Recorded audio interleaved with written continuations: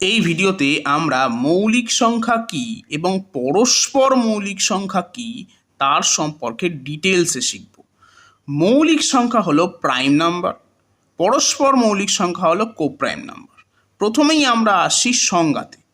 এখন মৌলিক সংখ্যার ক্ষেত্রে সংজ্ঞাটি হলো যে সংখ্যা শুধুমাত্র এক এবং সেই সংখ্যা দ্বারা বিভাজ্য তাকে বলা হয় মৌলিক সংখ্যা বা প্রাইম নাম্বার।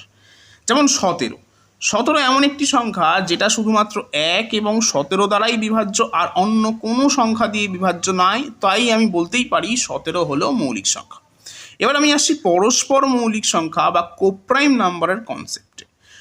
দুটো বা তার বেশি সংখ্যাকে পরস্পর মৌলিক বা কোপ্রাইম বলা হবে যদি তাদের মধ্যে এক ছাড়া আর অন্য কোনো সাধারণ উৎপাদক না থাকে। এখন আমরা কয়েকটি উদাহরণের সাহায্যে পরস্পর মৌলিক সংখ্যার এই কনসেপ্টটি ক্লিয়ার করার চেষ্টা করব। এখন আমরা দুটোই মৌলিক সংখ্যা নিচ্ছি, যেমন 3 এবং 5। ক্লিয়ারলি 3 এবং 5-এর মধ্যে এক ছাড়া আর অন্য কোনো সাধারণ উৎপাদক নেই, তাই 3 এবং 5 পরস্পর মৌলিক হবে। অর্থাৎ দুটো মৌলিক সংখ্যা বা তার চেয়ে বেশি মৌলিক সংখ্যা অবশ্যই পরস্পর মৌলিক হবে। এবার আমরা দুটো যৌগিক সংখ্যা নিচ্ছি। এক্ষেত্রে তারা পরস্পর মৌলিক হতে পারে আবার নাও হতে পারে, যেমন 4 ও 9। ক্লিয়ারলি 4 যৌগিক, 9ও যৌগিক।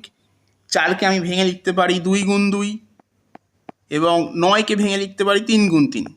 ক্লিয়ারলি এই দুটো সংখ্যার মধ্যে একমাত্র কমন উৎপাদক 1 আছে, তাই এই দুটো সংখ্যা যৌগিক হওয়া সত্ত্বেও পরস্পর মৌলিক।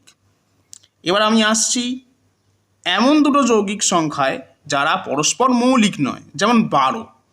12কে আমি লিখতেই পারি 2 গুণ 2 গুণ 3 এবং 18কে আমি লিখতে পারি 2 গুণ 3 গুণ 3। এখন আমরা দেখতেই পাচ্ছি যে এদের মধ্যে অর্থাৎ 12 এবং 18-র মধ্যে এক ছাড়া আরও সাধারণ উৎপাদক আছে, যেমন 2 এদের মধ্যে একটা সাধারণ উৎপাদক, 3 একটা সাধারণ উৎপাদক, 6 একটা সাধারণ উৎপাদক। অতএব এই সংখ্যা দুটি পরস্পর যৌগিক কিন্তু পরস্পর মৌলিক নয়। এবার আমি নিচ্ছি একটি মৌলিক এবং একটি যৌগিক। এক্ষেত্রেও কনসেপ্টটি আগেরই মতো যে তারা পরস্পর মৌলিক হতে পারে আবার মৌলিক নাও হতে পারে। যেমন 5 এবং 16। 5 মৌলিক, 16 যৌগিক, কিন্তু তারা পরস্পর মৌলিক। তার কারণ 5 এবং 16-র মধ্যে এক ছাড়া আর অন্য কোনো কমন উৎপাদক বা কমন ফ্যাক্টর নেই। এরপর আমি মৌলিক সংখ্যা হিসাবে 7 নিচ্ছি এবং যৌগিক সংখ্যা হিসাবে 21 নিচ্ছি। এখন এরা কিন্তু পরস্পর মৌলিক নয়, কারণ 21কে আমি ভেঙে লিখতেই পারি 3 গুণ 7, অর্থাৎ 7 ও 21-এর মধ্যে কমন উৎপাদক হিসাবে 7 আছে। তাই 7 মৌলিক এবং 21 যৌগিক হওয়া সত্ত্বেও তারা পরস্পর মৌলিক নয়, তার কারণ 7 কমন উৎপাদক হিসাবে আছে।